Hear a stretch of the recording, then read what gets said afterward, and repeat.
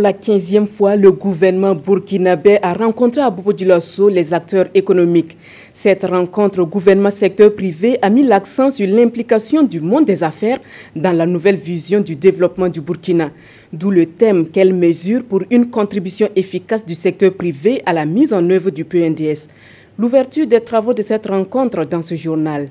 Il sera également question dans ce journal de cette maladie qui fait de plus en plus de victimes à travers le monde. Le cancer du col de l'utérus tue des milliers de femmes chaque année. À Gawa, les associations Santé Plus et Kierpou de la province du Poni ont décidé de jouer la carte de la prévention. Une campagne de dépistage est lancée depuis le 5 mai au profit des femmes de la région du centre-sud. Mesdames, Messieurs, bonsoir et bienvenue à ce journal. La ville de Sia accueille depuis ce matin la 15e édition de la rencontre gouvernement secteur privé. Les acteurs économiques y ont égrené un chapelet de doléances allant dans le sens de l'amélioration du climat des affaires au Burkina. Les participants se sont surtout penchés sur l'implication du secteur privé dans la mise en œuvre du nouveau référentiel de développement.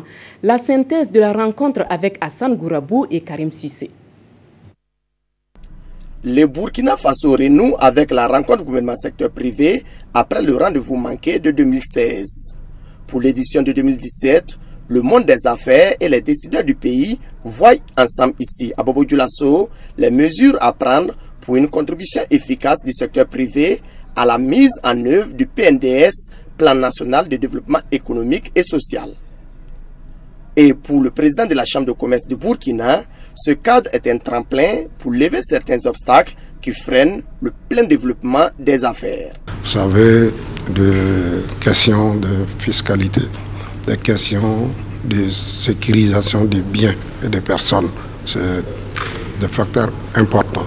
S'agissant donc des paiements de la dette intérieure, s'agissant donc de l'accès des PME au financement, et à la commande publique, toutes ces sont des questions qu'il faut donc trouver de bonnes réponses pour permettre donc le secteur privé de jouer pleinement son rôle. Le Premier ministre salue la mobilisation des opérateurs économiques à ce rendez-vous de 2017. Paul Kabatieba les invite par ailleurs à investir et à créer des emplois. Le gouvernement envisage des réformes pour améliorer le climat des affaires, a-t-il ajouté. Le gouvernement va mettre en œuvre un certain nombre de réformes structurelles et un certain nombre d'investissements structurants pour créer les conditions de rentabilité du secteur privé, pour créer les conditions de développement donc de l'initiative privée, parce que, comme nous l'avons dit, mon gouvernement est convaincu que c'est le secteur privé qui crée la dynamique de la richesse, c'est le secteur privé qui crée les emplois. Alors nous devons tout faire pour justement permettre aux entreprises privées de pouvoir apporter leurs contributions. Le gouvernement burkinabé dit attendre l'engagement des opérateurs économiques. Un engagement qui leur permettra ensemble de booster l'économie nationale et de mettre le Burkina sur les rails du développement. On ne cessera jamais de le dire, la meilleure façon de vaincre le cancer est sans contexte le dépistage précoce. À Gawa, les associations Santé Plus et Kierpou de la province du Poni ont organisé des sessions de dépistage du cancer du col de l'utérus au profit de 300 femmes de la région du centre-sud. La cérémonie de lancement de cette activité est intervenue le 5 mai à Gawa en présence de Madou Ouedraogo et de Guespego Dimitri Badine. L'association Santé Plus, en synergie avec l'association Kierpou de la province du Poni, lutte contre le cancer du col de l'utérus dans la cité du Bafougi. Ici, au centre de santé pour la promotion sociale du secteur de Gawa, les deux associations organisent une campagne de dépistage au profit de 300 femmes de la localité. Nous menons cette activité parce que nous avons remarqué que dans le sud-ouest et à Gawa ici, les femmes, il y a des femmes qui souffrent profondément de cette maladie, mais elles ne le savent pas. Pour dépister les lésions précancéreuses, parce que comme on l'a si bien dit, si toutefois la lésion est dépistée à temps, ça nous permet de gagner du temps sur la maladie et ça nous permet justement d'éviter ce qu'on appelle cancer du col de l'utérus. Présente à cette cérémonie la ministre en charge de la solidarité nationale, Laure Zongo Yen comme marraine, Pour elle, une telle action est louable et permet de réduire la mortalité maternelle. C'est une activité qui vient à point nommé, d'autant plus que la mortalité par suite de cancer de col de l'utérus se trouve être la deuxième cause de maladie au sein de la population féminine pour cause de cancer. C'est une maladie, si elle est dépistée tôt, peut se soigner et on peut en guérir. Alors il faut donner la chance à toutes les femmes de pouvoir avoir une condition de vie meilleure. Cette campagne de dépistage du cancer du col de l'utérus va se poursuivre dans les différents centres de santé de la ville de Gawa durant 2 jours. Dans la commune de Diabo, il est plutôt question de lutter contre la drogue en milieu scolaire. Et pour l'occasion, élèves, parents d'élèves et enseignants sont sensibilisés sur les méfaits de ces stupéfiants. Une activité qui entre dans le cadre de la 2e édition de la journée de l'enseignant de la circonscription de l'éducation de base de Diabo.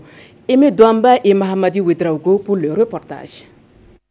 Les acteurs de l'éducation de la commune de Diabo renforcent leurs capacités en matière de lutte contre la consommation de la drogue en milieu scolaire. À travers cette rencontre, les responsables de la circonscription d'éducation de base, SEB de Diabo, entendent dégager des pistes de solutions pour barrer la route à ce fléau dans les établissements scolaires. Dans nos objectifs, c'est que les enseignants de retour, c'est-à-dire que dans leurs écoles respectives, puissent sensibiliser les enfants, les parents, et pour qu'ensemble nous puissions bouter la drogue hors de nos établissements. Pendant 2 heures d'horloge, élèves, enseignants et parents d'élèves se sont familiarisés avec les mécanismes à mettre en œuvre pour mieux protéger les élèves contre ce fléau. Les amener à vraiment prendre conscience des effets pervers de la consommation de la drogue, à même de les aider dans leur activité d'éducation, à aider les élèves à s'en sortir de la consommation de la drogue, afin d'assainir nos écoles. Ce que nous avons eu avec cette communication, dans nos classes aussi, on va essayer de sensibiliser autour de nous, partout où nous serons. Nous allons sensibiliser et vraiment aider à faire éradiquer ces fléaux qui minent la société. Selon le premier responsable de la SEB de Diabo, les enseignants auront d'ici la fin du mois de mai une formation sur les méthodes et approches alternatives à la violence en milieu scolaire. Et puis dans le centre-sud, une 60aine de jeunes vient de boucler une formation au métier de maçonnerie, de ferrailleur, de menuisier et de conduite d'engins miniers. Une formation rendue possible grâce à la société minière Bigold qui veut ainsi contribuer à lutter contre le chômage des jeunes. La remise des attestations de la fin de formation est intervenue en présence de Adama Guiti et de Sanoua Christine Koulibaly. C'est là un des pans de la matérialisation de la responsabilité sociale de B2Gold, une société minière qui, avant même le démarrage de l'exploitation, forme ses potentiels employés. Quand vous regardez un peu ce qui se passe à travers le pays et les différents problèmes que rencontre le secteur minier, avec les communautés, cela va sans dire, c'est toujours la question de l'emploi en fait qui est en dessous.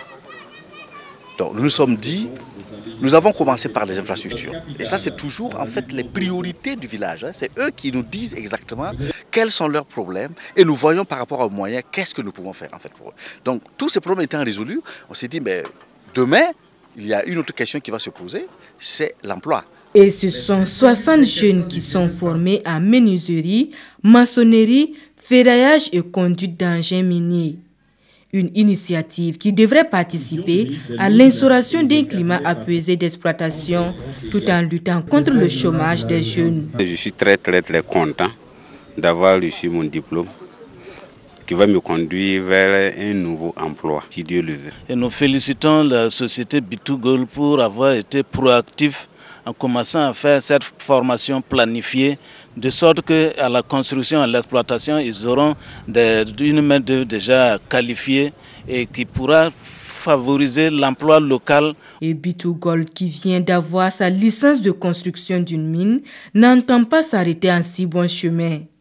34 autres jeunes seront également formés au cours de cette année 2017.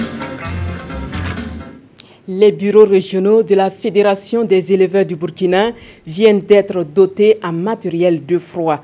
Au total, 13 congélateurs offerts par la Fédération et qui devront servir dans la conservation des produits de l'élevage. Plus de détails avec Konson Koulibaly et Oumou Sissé. Pour accélérer le processus d'autonomisation de ses membres, la Fédération des éleveurs du Burkina FEB offre à chacun de ses bureaux régionaux du matériel de froid. Constitué essentiellement de congélateurs, ce matériel est pour la FEB un support de stimulation à la créativité dans le domaine de l'élevage. La Fédération des éleveurs vient dans le domaine de la production. Et qui parle de la production, parle un peu des équipements pour au moins se produire. Parce que si nous avons ces congélateurs, ça va nous permettre au moins de conserver le lait. Notre souhait, c'est d'amener les éleveurs à être des producteurs de qualité et en quantité. Pour avoir une production en qualité, en quantité, il faut avoir tous les moyens possibles pour les accompagner.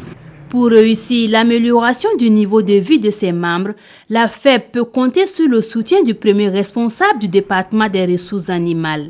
Nous sommes très disposés à ce que la FEB nous fasse des propositions d'accompagnement et comme ça nous pourrons ensemble effectivement voir dans quelle mesure nous pouvons, à travers les programmes, à travers les projets et aussi des relations avec les partenaires techniques et financiers, aider en tout cas la Fédération à jouer pleinement son rôle, qui est un rôle de relais du ministère. C'est depuis 2015 que la Fédération accompagne ses bureaux régionaux par des formations en technique de transformation du beurre de vache en savon, en crème de corps et de cheveux, et aussi des formations sur le leadership et management associatif. Et puis, les rideaux de la 3e édition du festival L'Île El Sahel sont tombés le 5 mai dernier à Dori. L'Île El Sahel a connu la participation de troupes de danse traditionnelle et de théâtre composées majoritairement d'élèves. Le but est de promouvoir la coexistence pacifique des communautés vivant dans le Sahel. Alexis Ouedraogo et Joseph Bambara. Après 72 heures de gaieté et de bonheur, les lampions du festival L'Île El Sahel 2017 se sont éteints. La danse traditionnelle et le théâtre étaient au cœur de cette 3e édition. Les troupes d'élèves se sont mesurées en danse traditionnelle. Pour leur part, leurs aînés se sont affrontés dans les catégories danse traditionnelle et théâtre. Ainsi, toutes les troupes ont fait montre d'ingéniosité afin d'égayer le public et séduire les jurys au soir de ce festival. Nous sommes très satisfaits de la mobilisation. Nous avons été très satisfaits de la hauteur des compétitions. À l'instar du public, les ordres de marque du festival L'Île El Sahel ont été subjugués par le spectacle et l'apprécient à sa juste valeur. Il était magnifique, comme vous avez pu le constater. J'ai découvert les talents cachés de la région du Sahel et j'avoue que j'en ai été émerveillé. La soirée était très belle. C'est un festival qui prend de plus en plus d'ampleur, il se bonifie. La 3e édition est meilleure que les autres éditions et nous prions Dieu pour la 4e édition. L'hygiène et l'assainissement étaient les notions cardinales de ce festival, car il avait pour thème éducation à l'hygiène et à l'assainissement. Pour la 4e édition du festival L'Île El Sahel, les organisateurs donnent rendez-vous au public l'année prochaine, avec pour innovation la réintroduction de jeux pratiqués lors des éditions précédentes. C'est donc sur cette note musicale que nous mettons fin à ce journal de 19h. Merci à vous qui l'avez suivi. Wendata Nathalie Kaore vous retrouve à 20h pour d'autres informations.